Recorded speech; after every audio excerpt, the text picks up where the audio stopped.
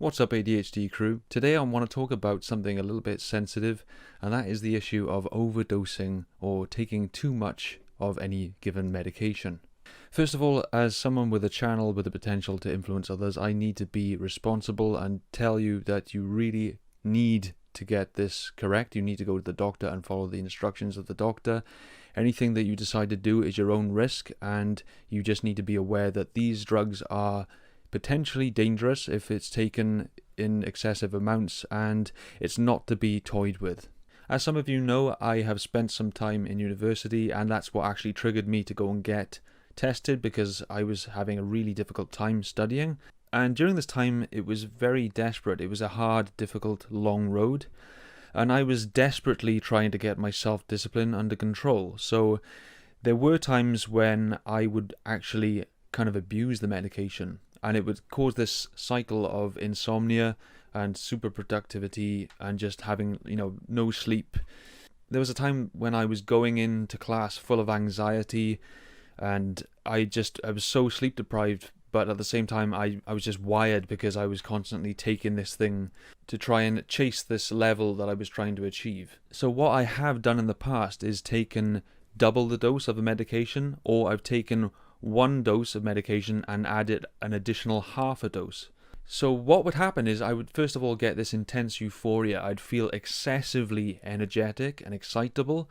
I wouldn't be able to keep still. I'd be pacing around the room, talking non-stop, and I'd just be full of excess physical energy. It's almost like I just needed to go out for a run to get it out of my system. A lot of people think that ADHD is like that, and it probably is for many people with ADHD. But bear in mind, I am not the kind of person who is outwardly hyperactive. I'm more sort of internally hyperactive in terms of restlessness.